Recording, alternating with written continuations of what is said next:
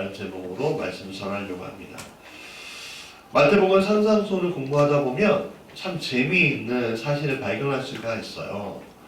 예수님은 팔복의 말씀을 하신 이후에 율법에 대해서 이야기하고 있습니다.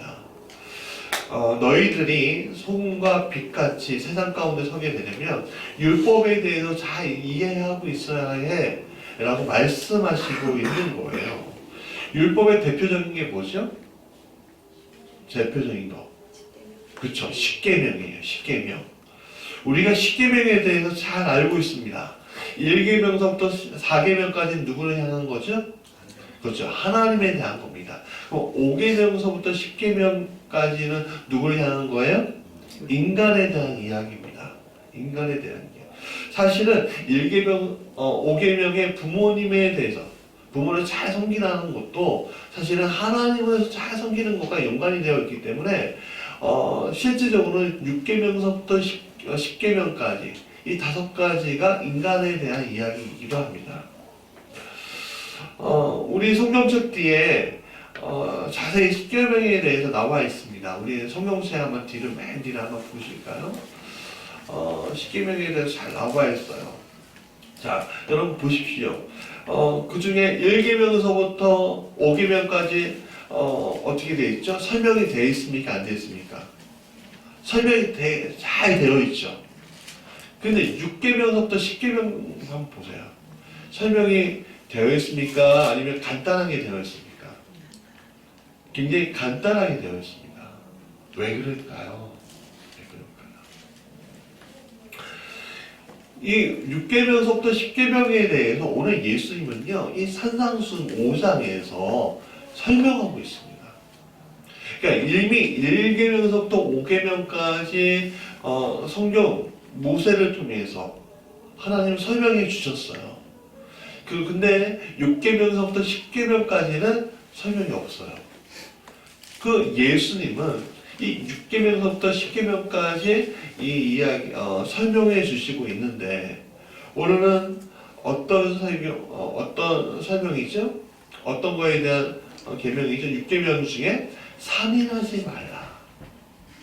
살인하지 말라에 대한 이야기에 대해서 이 말씀에 대해서 예수님은 자세하게 26절까지 말씀하고 있는 것입니다. 우리가 여러분 살인이 뭐죠? 인간을 죽이는 거. 그러니까 살인이에요. 그렇죠? 이 살인이라는 정의를 우리가 정말 잘 알고 있습니다. 근데 이 살인이라는 정의를 우리가 가지고는 있지만 이거에 대해서 어떨 때는 정당방위가 되고요. 어떨 때는 또 죄를 무겁게 지어야 하는 그런 죄가 되기도 하고요.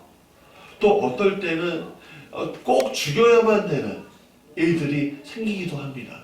전쟁, 그렇죠? 또 사형시킬 때. 그러니까 또 오늘 우리가 직접적으로 사람을 죽이지 않아도 간접적으로 사람을 죽이는 일들도 너무나 많이 우리 사회에서 벌어지고 있습니다. 그렇죠? 굳이 내가 손을 대지 않는다고 해서 사람을 죽이지 않았다라고 할 수 없을 정도로 이 사회가 굉장히 복잡해지고 있습니다. 예를 들어 고 김용균 씨의 사례가 대표적인 사례입니다. 김용균 씨는 태안에 있는 서부 화력발전소의 비정규직으로 들어갔습니다. 그러나 지켜지지 않은 노무 규정으로 인해서 그런 죽임을 당했죠. 규정에는 2인 1조로 근무하도록 되어 있었습니다. 그러나 지켜지지 않았어요. 컨테이너 벨트에 그 어둡고 침침하고 그 먼지가 날리는 곳에 가서 수리하다가 컨테이너 벨트에 홀로 일하다가 그 컨테이너 벨트에 껴서 정말 죽음을 당했습니다. 비상장치가 없었던 것이 아니었습니다. 만약에 대비해서 레버를 당겨서 컨테이너 벨트의 작동을 멈출 수 있는 풀코드라는 장치가 있었다는 겁니다. 근데 2인 1조로 근무했다면 다른 근무자가 그것을 발견하고 장치를 회복시켜서 작동시켜서 이 컨테이너 벨트를 작동을 멈추게 하고 이 김용윤 씨의 목숨을 구할 수 있었을 텐데 회사는 그렇게 하지 않았습니다. 야간에 2인 1조로 근무하는 것이 원칙이지만 회사의 인력 수급 문제로 한 명씩 근무했다라고 진술을 했다고 합니다. 근로자들은 오래전부터 2인 1조로 근무를 할 수 있게 요청했지만 묵살하겠다고 했습니다. 여러분, 이게 사고사라고 이야기할 수 있지만 우리는 알고 있습니다. 이건 사고사로 위장된 살인이라고 우리가 이야기할 수가 있는 겁니다. 이런 이들이 우리의 삶 가운데 얼마나 많이 있습니까? 사실 얼마 전에 민식이법이 통과됐습니다. 그 논란이 일어났습니다. 너무 제가 과중한 거 아닙니까? 아니, 아이들이 갑자기 튀어나와갖고 사고를 날 수 있는데 너무 과중한 것이 아닙니까? 갑자기 튀어나오면 어떻게 누가 당신은 대처할 수 있겠냐고 그렇게 이야기합니다. 사람들이. 우리 아이들을 지키는 것이 우리의 의무인데도 불구하고 우리는 속도, 효율 등이 우리의 목표가 되어버려서 어린아이들, 우리의 생명들이 지키는 것이 오히려 악법이라고 이야기하는 우리의 사회가 되어버렸습니다. 사람의 목숨보다는 효율이 중요하고 사람의 목숨보다는 내가 억울한 게 중요한 겁니다. 여러분, 살인이 사회적으로 우리의 구조가 사람을 살지 못하게 만들고 있는 겁니다. 그래서 많은 사람들이 이 세상에 지쳐서 죽음을 선택하기도 합니다. 그것이 그분들의 책임이겠습니까? 저는 그렇게 보지 않습니다.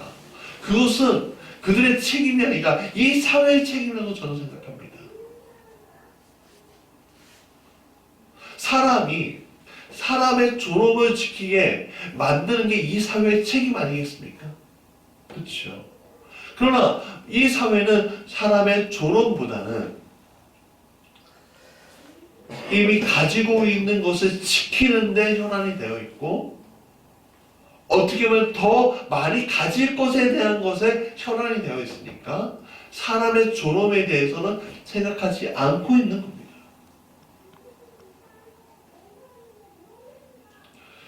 여러분, 이런 다양한 상황 속에서 예수님은요, 놀랍게도 2000년 전에 이 문제에 대한 해답을 우리에게 주고 계십니다.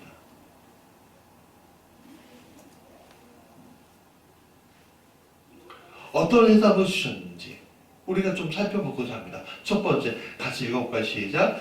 형제에 대해 노하거나 욕하거나 비웃지도 말라 라고 이야기하고 있습니다. 모세는 율법에는 살인죄에 대해서 사형의 심판을 내렸습니다. 그러나 모세 율법은 살인까지 이르지 아니한 한, 그러니까 우리가 직접 내 손으로 사람을 죽이는 것에 대한 각종 어떤 행위에 대한 것을 이야기하긴 하지만 내 마음속에, 우리의 마음속에, 우리 사회 속에서 나오는 어떤 행위에 대한 것에 대해서는 아무런 조치를 취하지 못하고 있습니다. 아니, 취할 수가 없는 거지요. 어떻게 사람의 마음을 알 수 있고 어떻게 사회의 어떤 구조를 어떻게 다 얘기할 수 있겠습니까? 그냥 살인하지 말라, 그 안에 모든 것이 포함되어 있는데 우리는 어떤 것만 보시요? 그 조문 안에 있는 그 몇 글자만 보는 겁니다. 결국 사람들은 마음속에 있는 근본적인 문제를 보는 것이 아니라 드러나 있는 행위에 대한 징벌만을 보고 있는 겁니다. 예수님은 이 살인죄에 대한 해석에 대해서 굉장히 근원적이면서 중심적으로 이야기하고 있습니다. 예수님 형제에 대해서 분노하거나 라가 이 바보 같은 녀석이라고 욕하거나 이 미련한 놈이라고 비웃거나 하는 이 모든 인격을 모독하는 모든 행위조차 심판의 대상이고 지옥불에 떨어질 것이라고 이야기하고 있습니다. 그것은 살인죄에 대한 율법 조항을 단순히 문자적인 해석으로만 가는 것이 아니라 근본적인 문제로까지 승화시켜서 해석하신 거예요. 오늘 너희가 지금 행동만 하지 않고 있다고 해도 살인죄를 범하지 않은 것이 아니라 너희 마음속에 그 근본이 사람을 죽이고 있는 것이다 라는 겁니다. 오늘 우리 이 세상에 죄가 들어옴으로 말미암아 우리는 어떤 일이 일어나죠? 제일 처음에 일어났던 것이 뭡니까? 불순종이었어요. 그런 다음에 일어났던 게 뭐죠? 바로 살인이었습니다. 가인과 아벨 사건을 여러분 다 아시죠? 가인의 마음 가운데 질투가 들어갔습니다. 미움이 들어갔습니다. 그러니까 무슨 일이 일어나죠? 아벨을 죽이는 일이 일어나지 않습니까? 죽음은 창조하고 정반대의 것입니다. 죽음은 창조자가 원하는 것이 아니에요. 원래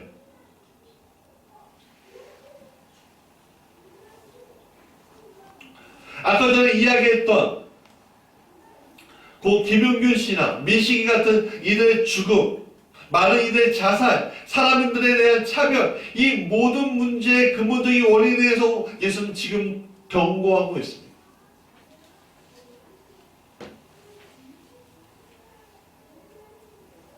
오늘 우리의 사회는 이런 경고의 목소리를 들어야 하고 또 우리 신앙생활을 하고 있는 우리는 이 경고의 말씀을 마음으로 새기고 몸에 새길 줄 알아야 한다는 겁니다. 하나님은 인간에게 존엄성이라는 것을 부여해 주셨습니다. 인간 자체는 거룩한 존재는 아니에요. 거룩한 것은 오직 누구밖에 없으셔요? 바로 하나님밖에 없으셔요. 그러나 인간은 하나님의 형상으로 창조되었습니다. 그렇기 때문에 어떤 인간도 창조자의 권위 없이는 하나님의 형상의 인간을 파괴할 권리가 없는 거예요. 인간의 생명을 취할 일은 인간 자신이 아니라 생명을 부여하신 창조자의 권리인 거예요. 그렇기 때문에 우리가 인간의 생명, 인간의 존엄을 해치는 행동은 결국 창조주이신 하나님과 대결하는 것입니다. 이 세상이 지금 인간의 존엄을 파괴하면 파괴할수록 누구와 대결하고 있는 겁니까? 바로 하나님과 대결하고 있는 거예요. 우리가 눈으로 보이는 바벨탑을 쌓아가는 것들이 인간을 위한 것이라고 생각할지는 모르겠지만 그렇지 않습니다. 인간을 위한 것이 아니라 인간의 육심을 위한 것이었습니다. 인간의 존엄을 파괴하는 것이었습니다. 오늘 우리가 추구하는 바가 무엇입니까? 우리가 가야 할 바가 무엇입니까? 바벨탑입니까? 아니지요. 오늘 우리가 추구할 바는 창조주 하나님의 마음을 우리가 바꾸선 가는 길입니다.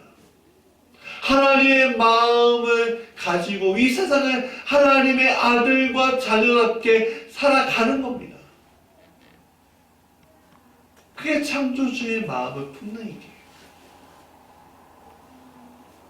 그렇기 때문에 우리는 우리의 존엄을 해치는 어떤 일들도 하지 말아야 합니다. 어떤 일들도 하지 말아야 돼요. 그러나 오늘 우리 현실은 어떻죠? 우리 경쟁사회에 지금 놓여져 있습니다. 어떻게든 우리가 돈을 벌어야 해요. 어떻게든 내가 오늘 이 사회를 살려면 돈을 벌어야 합니다. 벌지 않으면 우리는 살 수 없어요.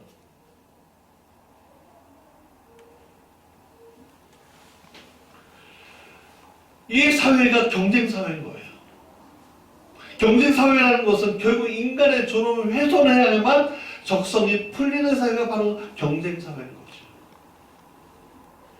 오늘 이 땅에 천박한 자본주의가 들어옴으로 말미암아 우리의 사회는, 그러니까 우리의 경제는 발전했지만 우리의 사회, 우리의 인간의 문화 안에 있는 존엄은 무너져가는 이 사회를 우리는 지금 경험하고 있는 겁니다. 그래서 이런 사회에서 우리가 제대로 된 위치를 잡아내기란 여간 어려운 것이 아니에요. 굉장히 쉽지 않죠. 물어볼 수 있어요. 하나님, 존엄을 지키면서 이 사회에서 어떻게 살아갈 수 있겠습니까? 이 주님은 성경에 이르기에 이 사회, 이 세상은 멸망당할 도시라고 이야기는 하지만 이 도시에서 살고 있는 저희는 어쩔 수 없이 그들과 손잡고 살아야 하는데 주님 어떻게 하면 좋겠습니까? 우리가 그렇게 질문할 줄 알아야 한다는 겁니다. 그런데도 놀라운 것은 그 속에서 예수님은 이미 해답을 주고 있다는 겁니다.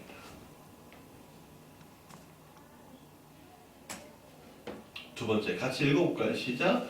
형제와 화목하라. 예수님께서 살인하지 말라는 6계명에 대해서 이야기할 때 외피뿐만 아니라 근본적인 문제까지 지적하셨다고 이야기했습니다. 예수님은 이러한 근본적인 문제를 해결하기 위해서 이렇게 얘기했습니다. 형제와 화목해야 한다. 우리 23절과 24절 같이 읽어볼까요? 시작. 그러므로 예물을 제단에 드리려다가 벌써 내 형제에게 원망 들을 만한 일이 있거든 생각이 나거든. 예물을 제단 앞에 두고 먼저 가서 형제와 화목하고 그 후에 와서 예물을 드리라. 여러분, 예물을 먼저 드리는, 예물 드리지 말라는 것이 아니에요. 하나님께 드릴 것들이 걸 준비하다가 하나님 복 주세요. 하나님 정말 하나님 찬양합니다. 하나님 감사합니다 하기 전에 먼저 하나 형제와 화목하는 것이 하나님 뜻이다라고 이야기하는 겁니다. 이것은 보이는 형제를 사랑하지 않으면서 어떻게 너희가 보이지 않는 하나님을 사랑할 수 있겠느냐 라고 이야기하는 거죠. 이 말씀에 대해서 요한 1서 4장 20절은 잘 보여주고 있는데 같이 읽어볼까요? 시작. 누구든지 사람을 하나님을 사랑하노라 하고 그 형제를 미워하면 이는 거짓말하는 자니 보는 바 그 형제를 사랑하지 아니하는 자는 보지 못하는 바 하나님을 사랑할 수 없느니라 라고 얘기했습니다. 놀랍지 않으세요? 하나님께 예물 드리면서 하나님께 예배 드리러 오면서 형제를 미워하는 때 뭐예요? 거짓말하겠다는 거예요. 거짓말하겠다. 저는 이 구절에서 너무너무 깜짝 놀랐습니다. 내가 어떻게 하나님 사랑한다고 하면서 내 입술 가운데 사람을 미워할 수 있겠느냐 이거예요. 저는 이 구절에서 너무나 많은 회개가 일어났습니다. 내가 지금 하나님께 거짓말하고 있구나. 사랑하지 않으면서 용서하지 않으면서 내가 지금 거짓말하고 있구나.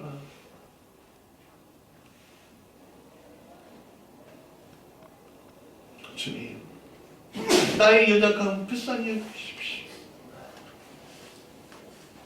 나하고 원수되고 나하고 어렵고 그런 사람들을 하나님 용서하시고 그대로 화해하겠구나. 그렇게 기도할 수밖에 없게 되더라 이거지. 사랑하는 여러분, 에스겔서 40장 이후에 나오는 에스겔 환상 속에서 성전이 건축되어 있었습니다. 그 성전에 놀랍게도 그 성전 안에 들어온 것은 거룩하고 선한 것밖에 없었습니다. 그 성전 밖에는 속된 것이었습니다. 여러분, 오늘 이 성전에 들어오실 때 여러분들 마음 가운데 무엇을 가지고 오셨습니까? 거룩한 것을 가지고 오셨습니까? 그러면 다행입니다. 그러나 내 안에 미움과 내 안에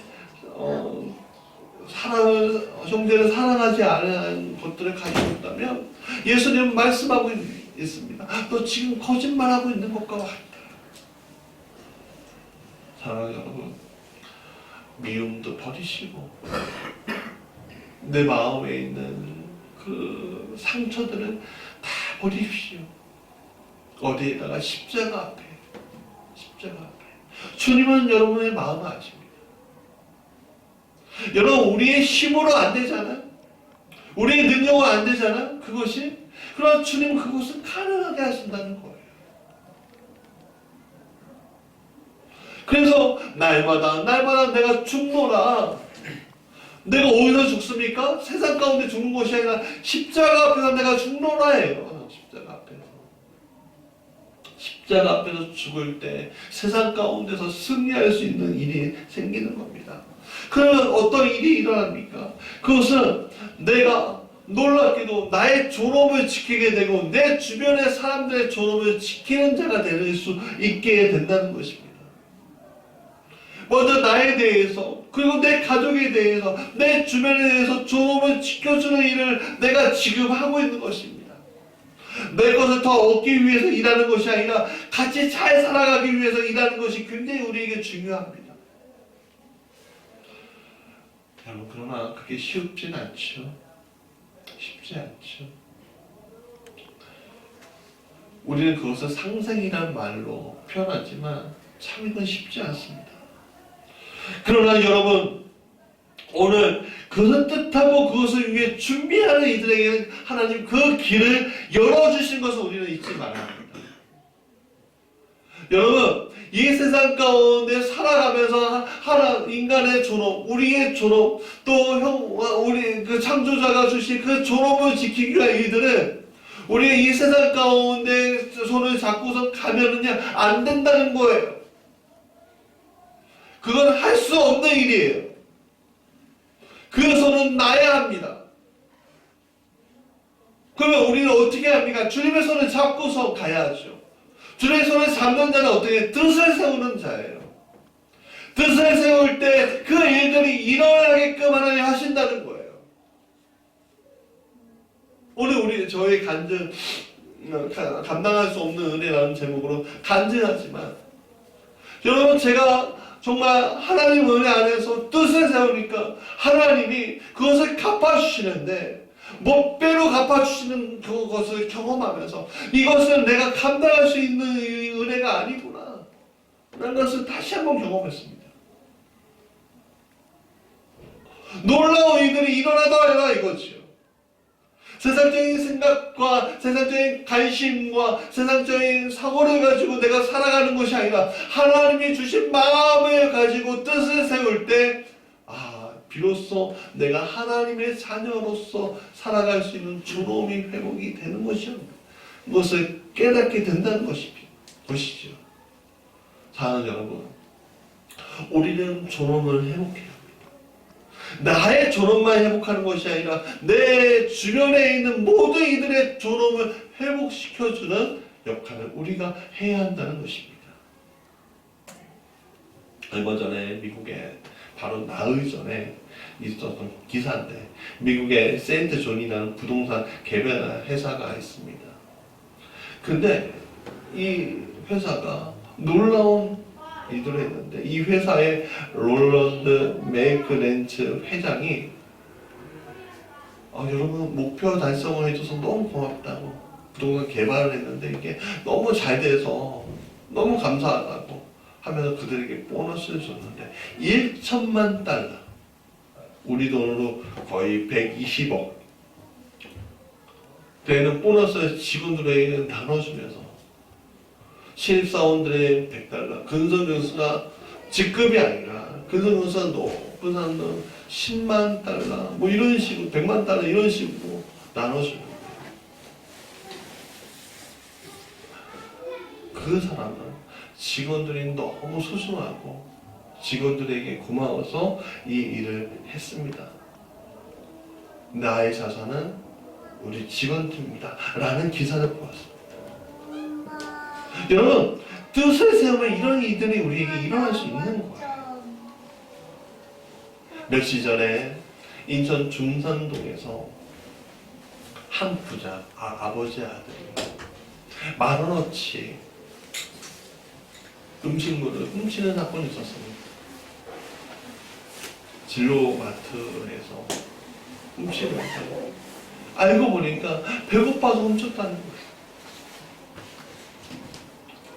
경찰관이 그것을 보고 마음이 아파요. 어떻게 이 시대에 굶는 사람이 있을 수 있냐고 하면 마음이 아픈데 그것을 보고 많은 사람들이 감동해서 그 진로마트에 있는 사장님도 용서해 주시고 또 그것을 지켜보던 한 사람은 경찰관이 사준 그 밥 한 끼를 먹는 그 순간에 20만 원이라는 봉투를 막 가지고서 그렇게 식사하는데 던져주고 가고 그 기사를 본 사람들은 그분들을 위해서 사과 박스, 음식물, 돈 이렇게 싸고 전달해 달라고 한 것을 보는데 여러분 이게 뭡니까? 바로 조음을 지키는 겁니다. 사람들은 이렇게 얘기하죠. 아 그래도 이 세상은 살 수 있는 곳이구나. 살아갈 만한 곳이구나. 그게 존엄을 지키고 있구나 라는 거예요. 오늘 우리의 존엄을 지키는 것은 내 형제의 존엄을 지켜주는 것부터 우리가 시작해야 한다는 거예요.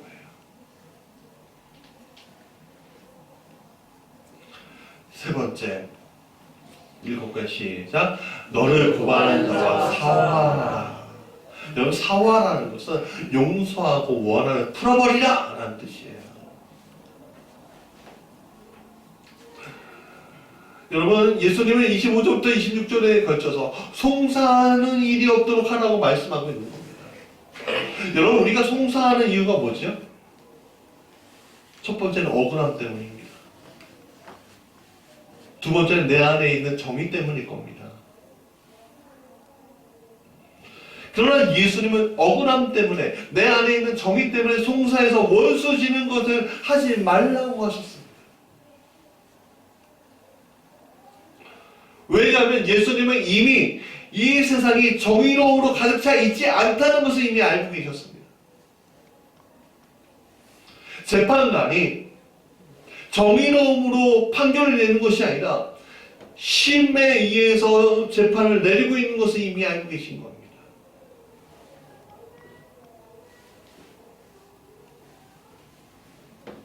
그래서 내가 억울함이 있어도 정의롭지 않은 세상에서는 그 억울함을 풀 수 없음을 우리가 알도록 예수님은 말씀하고 있는 거예요.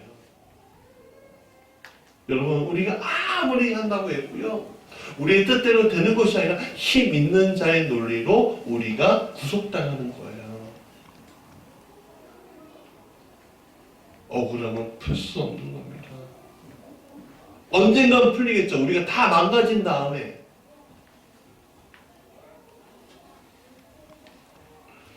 송사를 통해서 내 억울함과 정의를 풀 수 없으면 예수님이 이미 말씀해주고 있어요. 송사를 한다는 것은 결국 남에게 이기기 위한 일들을 하는 것이지만 오히려 그것이 나를 망치게 되는 일이 될 수도 있음을 여러분 알고 계셔야 합니다.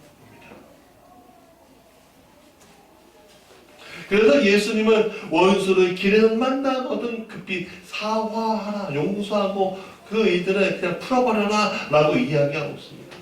물론 우리가 어떤 사회적인 큰 문제, 뭐 전두환 씨 이런 사람들 우리가 용서할 수 없잖아요, 그렇죠? 이런 것들. 그러나 예수님은 그것조차도 풀라는 거예요. 그 얘기 들으면 내가 마음이 너무 안 좋아요. 왜냐하면 저거 어떻게 용서할 수 있겠어, 저 사람을. 그렇지 않습니까?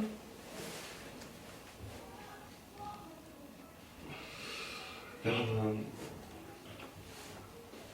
우리가 할 수 없습니다. 그러나 주님이 등에 하실 수 있음을 여러분 아셔야 합니다. 잘못된 것에 대해서, 불의한 것에 대해서 타협하라는 얘기가 아니에요. 타협하라는 것이 아니에요. 좋은 게 좋은 거다, 그게 아니에요. 이 세상이 불의하기 때문에 송사로까지 너희가 가고 그 문제를 정의롭다는 너희의 생각 가지고, 너희가 안에 있는 정의를 가지고서 가도록 하면 안 된다는 거예요.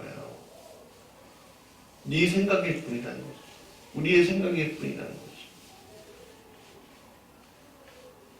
대부분 용서할 것은 용서하고, 용서 빌 것은 용서 빌며, 갚을 것이 있으면 최선을 다해 갚음으로써 개인적으로 상호 용서하고 이해하라고 주님 말씀하고 있습니다. 송사를 하면 승리하더라도 상대방의 원한이 남게 되고, 지면 내 안에서 원한이 남게 될 뿐입니다. 원한은 누구 하나 결국 죽어야만 끝나는 것이죠. 그래서 오늘 우리의 삶이 되도록 손가락거리를 만들지 말고, 싸우지 말고 화평의 자리에 우리가 서야 할 것은 예수님은 말씀하고 있는 거예요. 그게 우리의 존엄을 지키는 거예요. 자, 결론입니다. 이것이 예수 믿는 사람들의 모습이 되어야 한다는 거예요. 예수님, 우리의 마음속에 있는 분노, 원망, 상처 가운데서 오는 죄의 본질에 대해서 오늘 이야기하고 있는 겁니다. 이것은 쉬운 일이 아닐 거예요. 삶이 그리 호락호락하지 않다는 것도 우리가 알고 있습니다. 예수님 그걸 모르셔서 이런 얘기를 하고 계실까요? 아니죠. 그러나 오늘 우리가 뜻을 세우고 안 세우고에는 많은 차이가 있음을 우리가 알아야 한다는 겁니다. 여러분, 하나님 앞에 뜻을 세워보세요. 다니엘처럼. 다니엘 얼마나 많이 공격당했습니까? 그 세 친구 얼마나 많이 공격당했습니까? 그러나 뜻을 세우고 가니까 하나님이 그를 건져주시고 더 높은 자리에 세우십니다. 우리가 세상의 방법으로, 우리가 세상의 가치로 오늘 우리가 이 땅에 살면은 내가 그리스도인답게 사는 것이겠습니까? 내가 그리스도인답게 산다는 것은 무엇입니까? 내가 이 세상의 가치로 산다는 것이 아닙니다. 어떤 가치로 산다는 거예요? 주님의 주시는 마음의 가치로 산다는 거예요. 여러분, 오늘 우리는 온유한 자가 받는 복을 알고 있습니다. 온유한 자는 뭘 받는다고 했어요? 기업을 받는다고 했습니다. 여러분, 우리가 존엄을 지키고 다른 사람들의 존엄을 지키는 자는 온유한 자인 겁니다. 이 세상이 용독하지 않지만 내가 이 세상과 다른 방법으로 내가 살아가겠다라고 하는 이들에게는 하나님이 그에게 기업, 즉 땅을 주시면 우리가 잊지 말아야 한다는 겁니다. 여러분, 그 땅이 천국에 있는 땅만 이야기하고 있는 것일까요? 아니에요. 오늘 하나님은 우리에게 보여주십니다. 듣게 하시고 보게 하시고 만지게 하시는 그 놀라운 역사가 우리에게 펼쳐진 것을 여러분 아셔야 합니다. 왜냐하면 오늘 우리에게 주시는 복은 예비된, 앞으로 우리에게 주실 것을 예비된 것을, 예비된 것들, 천국의 복, 천국에서 누릴 수 있는 그 큰 복을, 그것을 우리에게 예시로 보여주시고 있는 거기 때문에 오늘 우리에게 이 땅에서 너희가 충성하고 너희가 하나님 앞에 바로 서면, 너희가 뜻을 세우고 너가 하나님 앞에 온유함으로 이 세상 가운데 온유함으로 나가게 된다면 너희들에게 땅을 준다는 것은, 여러분, 그건 현실입니다. 현 놓치지 마십시오. 그게 신앙입니다. 그게 믿음입니다. 또 우리는 화평케 하는 자에 대해서 알고 있습니다. 화평케 하는 자는 어떤 사람이죠? 하나님의 아들이라 일컬음 받는 사람이라고 했습니다. 하나님의 자녀라고 사람들이 인정하는 사람이라고 했습니다. 오늘 우리가 이 세상에서 예수 믿는 목적이 무엇입니까? 구원받은 자녀로 사는 것입니다. 그러면 우리가 손해볼 수 있습니다. 원통한 일이 생길 수 있습니다. 그것들이 우리를 기다리고 있을 수 있습니다. 그럴 때 우리가 해야 할 것이 무엇입니까? 화평을 취하는 겁니다. 화평을 취한다는 것은 내가 손해보는 일이다 라고 여러분 생각하십시오. 내가 손해를 보겠다고 생각하십시오. 바보같이 산다라는 게 아닙니다. 내가 너희들보다 특별하다는 것도 아닙니다. 내가 그냥 하나님의 자녀니까. 내가 너희와 화평을 취하겠다. 내가 지금 가지고 있는 것을 너희들에게 주겠다. 너희들이 빼앗아가는 거 오케이, 빼앗아가라.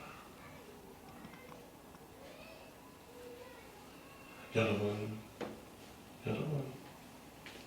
뱀 같은 지혜가 있어야 되겠지만 때로는 세상이 저 사람 바보 같아 라고 여길 만한 일들도 우리가 묵묵히 견뎌내야 될 때도 있습니다. 왜냐하면 우리가 우리의 존엄을 지키고 저들의 존엄을 지키는 일에 마귀가 공격하는 것들이 분명히 있는데 그 마귀의 계계와 그 마귀가 이 세상을 공격하는 이 세상을 가지려고 하는 그 모든 것에 우리가 그것을 대적하고 있는 일들이기 때문에 그렇습니다.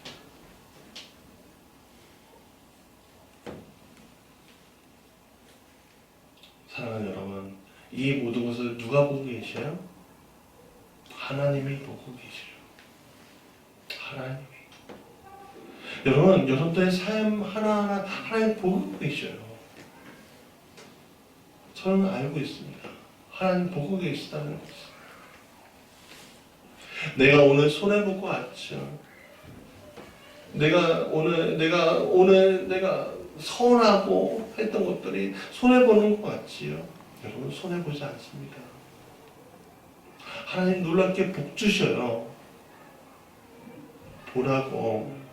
내가 지금 너와 함께 있는 것을 보라고 하신다는 겁니다. 사랑하는 여러분, 그겁니다. 내가 나의 창조주가 나를 존엄히 여기시고 또 나를 자신을 존엄히 여기고 내 주변을 존엄히 여기는 것들이 바로 그런 겁니다.